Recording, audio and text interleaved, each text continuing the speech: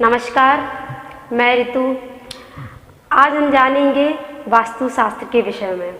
हमारे बीच शास्त्री जी हैं जिनसे आज हम जानेंगे आखिर वास्तुशास्त्र क्या है, क्या इसकी वैज्ञानिकता है और किस प्रकार से ये हमारे लिए बहुत ज़रूरी है। तो आज हम शास्त्री जी से जानेंगे। मान लीजिए हम घर बनाते हैं, तो घर बनाने में वास्तुशास्त्र का एक बहुत ही मुख्य जो है पहले उसका होता है, उसकी ज़रूरत होती है कि हम जानें आखिर वास्तुशास्त्र क्या है। उसकी चर्चा आज हमें शास्त्री जी से करना है। तो हमारे भी शास्त्री जी हैं आज। शास्त्री जी नमस्ते। नमस्ते। आज आप बताइए कि आखिर वास्तुशास्त्र क्या है और क्या हमारे जीवन में इसका महत्व है। तो आप बताइए हमें। वास्तुशास्त्र, जैसे कि हम जानते हैं कि हम सभी प्रकृति के उसमें घिरे हुए हैं जी। और प्रकृति हमारे हर दिशा में, हर दशा में अलग अलग होती है। इसको माइक्रो लेवल से समझने के लिए कई एक उदाहरण है। जैसे कि हम एक उदाहरण ये भी दे सकते हैं, जैसे कि एक मैग्नेट की वो सुई ले लो, उसकी चुंबक की, और उसको बीच में बांधो बैलेंस बना करके किसी धागे में, और उसको लटका दो तो अपने आप दक्षिण उत्तर की तरफ वो अपने आप हो जाएगी। ये प्रकृति की ही उससे है। दूसरी बात ये है कि जिस समय अमावस्या को मतलब चंद्रमा पूर्ण खिला होता है, तो उस समय समुद्र में बहुत ज़्यादा उफान आता है। हमेशा देख लेना, समुद्र में उस समय उफान बहुत आएगा और उस समय उफान आएगा। लेकिन इसमें एक थोड़ा सा आयुर्वेद ये भी कहता है कि उस दिन का यदि बच्चा किसी माँ के गर्भ में है, वो निश्चित ही विकलांग होता है। एक ये क्यों होता है? क्योंकि हम प्रकृति में बंधे हैं और प्रकृति हमें वो उस समय जो मतलब विक्षोभ जो होता है समुद्र में, उस समय पूरे भूमंडल पर ऐसी तरंगें होती हैं जो हमारे शरीर को नुकसान करती हैं, जो कि हमें वो प्रभावित करती हैं। इस विज्ञान को माइक्रो लेवल से समझते हुए हमारे पूर्व ऋषियों ने बहुत अच्छी तरह शोधन करके घर में किस दिशा में क्या होना चाहिए, किस दिशा में किस प्रकार की प्रकृति है, किस दिशा में किस प्रकार की प्रकृति है, इन सबको माइक्रो लेवल से उनका ऑब्जर्वेशन करके उन्होंने एक विज्ञान तैयार किया जिसका नाम हम देते हैं वास्तुशास्त्र। ये एक बहुत बड़े विज्ञान की एक पुस्तक है वास्तुशास्त्र करके। तो इसमें क्या होता है, जैसे कि आपको बता दूं, दिशाओं का बहुत बड़ा मतलब हमारे जीवन में असर होता है, प्रभाव होता है। जैसे कि एक आप बहुत अनुभव कर लेना, एक बच्चे को आप पूर्व की तरफ सिर करके उसे सुला दो और एक बच्चे को दक्षिण की तरफ सिर करके सुला दो, तो आप कितना भी ध्यान देंगे तो आप एक ही बात पाएंगे कि अगर जो पूर्व की तरफ जिसके बच्चे का सिर करके सुलाया, यदि कोई उसको बुलाएगा तो एक नंबर का आलसी होगा। उससे कह दे कि माँ कह दे कि तुम दरवाज़ा खोलो, तो कहेगा कि माता तू ही दरवाज़ा खोल ले, मेरे से क्यों कह रही हो, तुम ही खोल लो। और अगर जो पूर्व की तरफ ना करके दक्षिण की तरफ बच्चे को यदि सिर करके सुलाते हैं तो कोई आवाज़ देगा वो तुरंत खड़ा होगा, क्योंकि हमारी प्रकृति ऐसी बन जाती है। पूर्व की तरफ थोड़ा आलस्य होता है। थोड़ा सा और उसमें समझते हैं, मैग्नेट उत्तर से दक्षिण की ओर जाता है, ठीक है, और पूर्व और पश्चिम ये दोनों न्यूट्रल होती हैं। तो अगर जो इधर की तरफ है, यदि मैग्नेट जा रहा हो, बच्चे का सिर दक्षिण की तरफ करके सुला रहे हैं, तो उसमें क्या होता है कि वो बच्चे की लंबाई बढ़ने के चांस ज़्यादा होते हैं। ये चीज़ें होती हैं। तो ये हम प्रकृति में घिरे हैं। इन सभी बातों का उदाहरण का मतलब ये है कि हम प्रकृति से घिरे हुए हैं, प्रकृति से अलग नहीं है।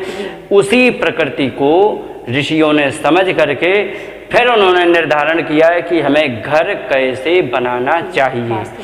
ये बात है असली। तो इसमें क्या किया है, अब हम थोड़ा बोर्ड का सहारा लेकर के उदाहरण सहित हम बताने का प्रयास करूंगा मैं। तो इसमें क्या होता है, प्रकृति के अनुसार हमें किस प्रकार से ऋषियों ने बना करके दिया है। तो जैसे कि सबसे पहले दर्शकों से एक और निवेदन करूंगा कि हमारी हैंड राइटिंग थोड़ी अच्छी नहीं है, तो आप इस विषय को ना ध्यान देते हुए मूल विषय पर ध्यान दे कि मैं कहना क्या चाह रहा हूँ। कोई ये कमेंट ना करे कि तुमने टेढ़ा बना दिया या सही नहीं लिखा या जो भी है, विषय पर ध्यान देंगे, इतना मैं निवेदन करूँगा। जैसे कि कोई हमारा घर है, ठीक है जी। तो ये हमारा कोई घर है, सपोज मान लीजिए, ठीक है, इसमें हम दिशाएं बना दें। तो इसमें हो गया पूर्व, जी। पश्चिम, उत्तर,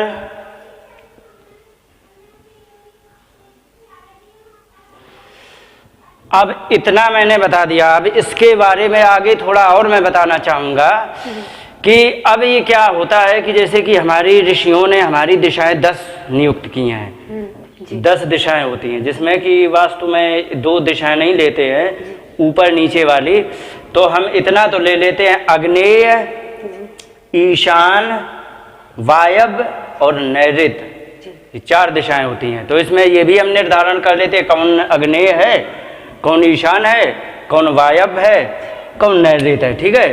तो ये दक्षिण और पूर्व के बीच में ये होता है आग्नेय, ठीक है जी।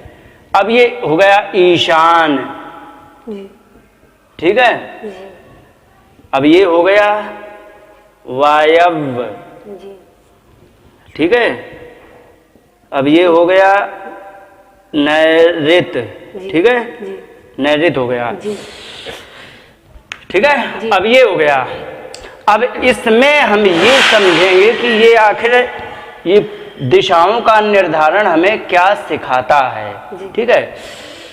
तो अब ये आग्नेय क्या का मतलब होता है, जैसे अंजनेय सुना है नाम हनुमान जी का? जी। जी। अंजनेय माने क्या होता है, अंजनी के बेटा, जी। है ना। कौंतेय भागवत में गीता में आया है, कौंतेय, कौंतेय माने कुंती के बेटा, ठीक है।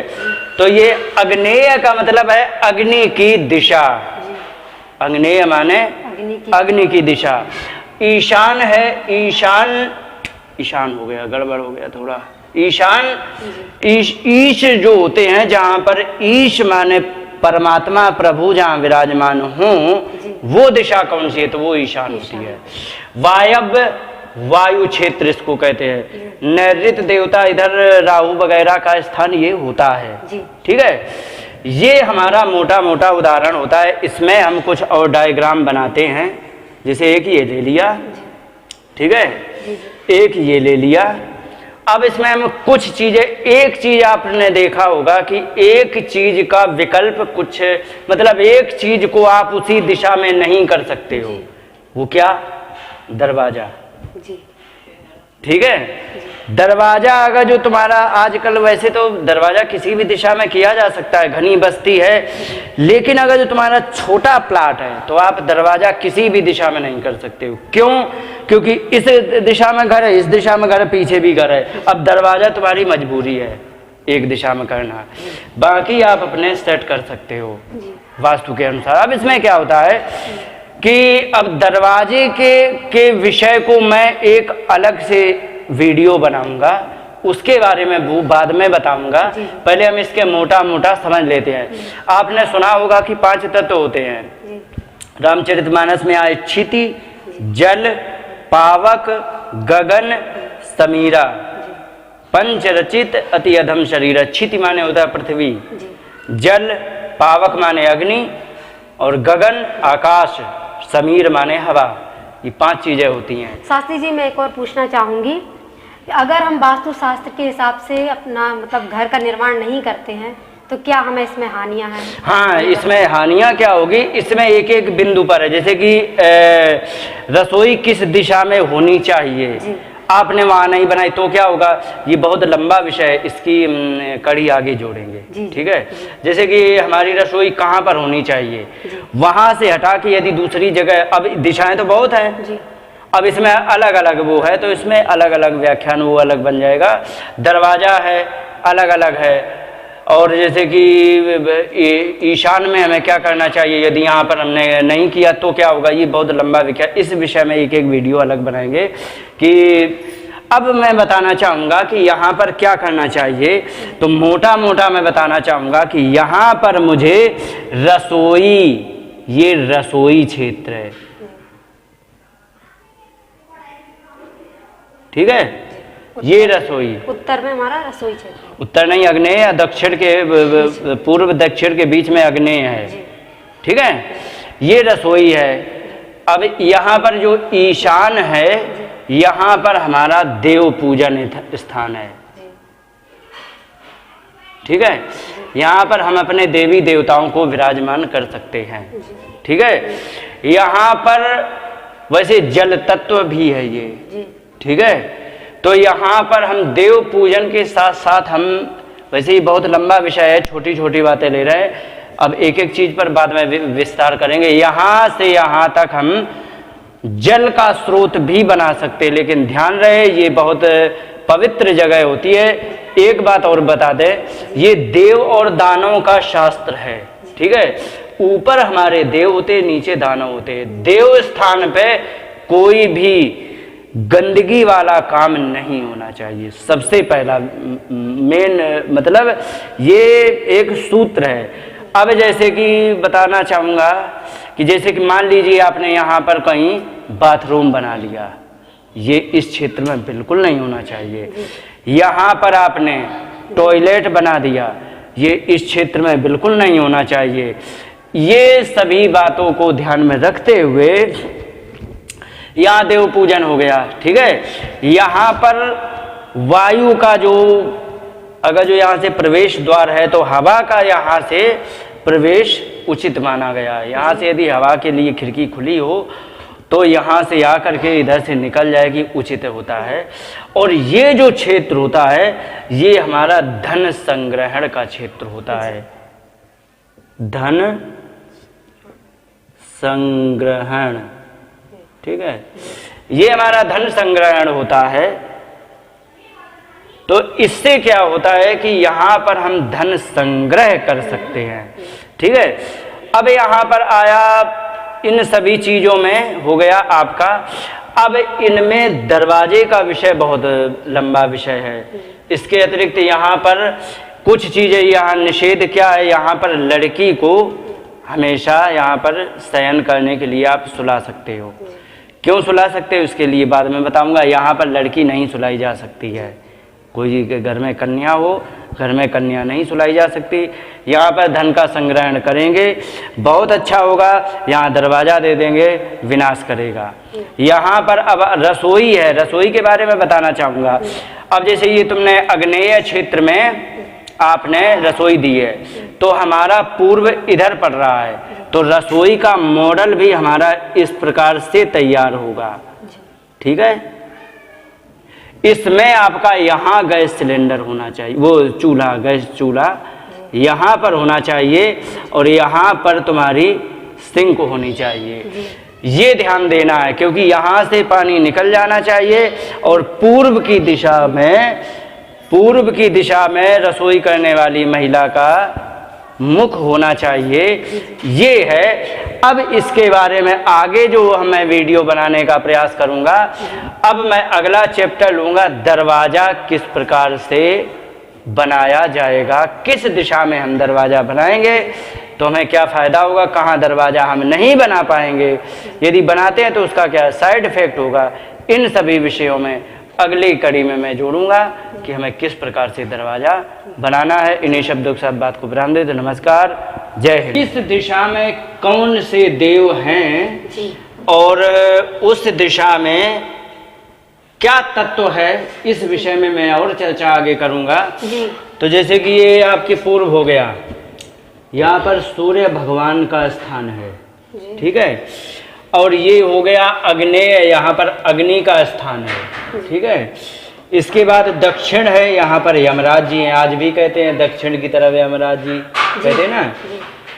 तो अब ये आ गया नैऋत्य, नैऋत्य में पृथ्वी तत्व है, ठीक है, वायव्य में वायु तत्व है, ईशान में जल तत्व है, ठीक है। अब यहाँ पर कौन देवता किस जगह पर है इस बारे में बताना चाहूंगा। पश्चिम दिशा में शनि भगवान है, ठीक है, और उत्तर दिशा में कुबेर कुबेर हैं जी और पूर्व दिशा में सूर्य भगवान हैं और दक्षिण दिशा में यम हैं। जी ठीक है, अब बाकी इतना हो गया है। अब इसमें क्या है कि कुछ बातें और मैं ऐड करना चाहूँगा, जैसे कि हम ये पश्चिम का हम जैसे कि दरवाज़ा दें तो पश्चिम के दरवाजे में क्या होता है, यहाँ पर शनि बैठे हैं, जी यहाँ पर शनि बैठे हैं, आप गलत काम नहीं कर सकते हो। जी हाँ, जैसे कि आप पुलिस में हो, जी आप किसी से क्या कहते हैं जी वो रिश्वत हैं? रिश्वत। रिश्वत। आप यदि किसी अधिकारी हो कोई और आप यदि रिश्वत लेते जी, हैं तो ध्यान रखना ये शनि देव है ना, जी ये आपको छोड़ेंगे नहीं, क्योंकि ये न्याय के करता है। जी लेकिन शनिदेव की एक बात और बता दे, जिस समय 7.5 लगी हो तुम्हें, उस समय भगवान का भजन करो, विद्या अध्ययन करो, बहुत सहयोग करेंगे। बहुत इस चीज का मैं स्वयं भुक्तभोगी हूँ। भगवान का भजन करने लगो बहुत। और एक बात और बता दे, जरा सी तुम्हारी रुचि है भगवान के भजन में और तुम्हारे ऊपर 7.5 लगी, उसके जितना फिर आप भजन कभी नहीं कर पाएंगे। ये और ध्यान रखना, अच्छे काम करो, इतना मतलब इतनी आपको सहायता करते हैं, इतना आगे बढ़ाते हैं, जरा कोई भी और 7.5 लगी हो बुरी से बुरी और शनि भगवान के दायरे में आप आ चुके हैं और आप भगवान का भजन करने लग गए, उनकी कृपा तुम पे हो जाएगी, आपको कष्ट नहीं मिलेगा फिर। और भगवान का भजन नहीं कर रहे हैं यदि, तो क्या है कि आपको सैकड़ों कष्ट मिलेंगे, क्योंकि भगवान शनि ये दंड के अधिकारी हैं। ठीक है, ये न्याय के अधिकारी हैं, इन्हें न्यायाधीश मान लो। तो अगर जो तुमने अच्छा काम किया, बहुत अच्छा कर सकते, जैसे अब अपनी व्यक्तिगत बात कर लेते हैं, हमारे तुम्हारे घर में जो पूर्व इसी दिशा में आ रहा अपना दरवाजा, ठीक है, तो यहाँ तो दे नहीं सकते हैं। क्यों? यहाँ पर देने से हमारे घर में कभी भी शांति नहीं होगी और बहुत सारी समस्याएं दरवाजे के विषय में बताऊंगा। और यहाँ पर दरवाजा हम जब देंगे तो गलत काम नहीं कर सकते, नहीं तो शनि देव बहुत बुरी तरह मारेंगे, कहीं का नहीं छोड़ेंगे, ये माफ नहीं कर सकते हैं। ये हो गया। एक बात भूल गया था, जिसे मैंने बताया 5 तत्व होते हैं। क्या होता है? पृथ्वी, जल, अग्नि और वायु। एक चीज रह गई, आकाश भी होता है। ठीक है, आकाश इसमें मध्य में होता है। इसीलिए गांव देहात के घरों में आप देखना कि सामने जो घर होगा बिल्कुल सेंट्रल में, वो ऊपर खुला होता है, ताकि आकाश तत्व हमारे घर में आए। अगर जो आकाश तत्व घर में नहीं आ रहा है तो ये जान लीजिए कि आकाश तत्व से होने वाली बीमारियों की संभावना बहुत ज़्यादा बढ़ जाती है। इसलिए सेंटर में घर खुला होना ही चाहिए। और जो बड़े बड़े घर बनते हैं उसमें भी बीच में खोल देते हैं। ठीक है, तो ये होता है, आकाश को खुला रखते हैं। और इसलिए जल यहाँ से ही निकालते हैं, लेकिन अगर यहाँ से भी निकालेंगे तो कोई दिक्कत नहीं है, ये एक ही क्षेत्र आता है, यहाँ से भी जल निकालेंगे कोई दिक्कत नहीं। लेकिन गंदा पानी नहीं निकाल सकते यहाँ से, टॉयलेट का है, बाथरूम का नहीं निकाल सकते, उसके लिए आपको साइड से यहाँ से निकालना पड़ेगा। दूसरी बात ये है कि जैसे कि अब हम इधर कुबेर का है, यहाँ से यदि हम दरवाजा भी मोटा मोटा बताया, जैसे कि शनि का जो दरवाजा दिया तो ये हमें न्याय के लिए बताते हैं। और अगर जो हमें यहाँ पर दे रहे हैं कुबेर का, तो ये धन बहुत अच्छा देंगे। और यहाँ पर यदि दे रहे हैं तो आपको कीर्ति बहुत देंगे। ठीक है, और अगर जो यहाँ दे रहे हैं तो यहाँ नहीं दे सकते। लेकिन एक बात बड़ी विचित्र है कि आप दरवाजा चारों दिशा में दे सकते हैं। ऐसा नहीं है कि दक्षिण में दरवाजा ही नहीं दे सकते हैं, दे सकते हैं। शास्त्र में कोई भी दिशा खराब नहीं बताई है और कोई भी दिशा आपको मार नहीं डालेगी, कोई भी दिशा। लेकिन हाँ, दरवाजे में क्या होता है कि छोटे छोटे 9 टुकड़े होते हैं। यहाँ पर 9 टुकड़े होते हैं। चालू करते दरवाजा पे भी, तो यहाँ पर 9 टुकड़े हर जगह कर लेंगे, लेकिन उन सब में अलग अलग है। और अलग अलग होने के कारण अब मैं आपको उसका दरवाजे का वो बना के दिखाते हैं।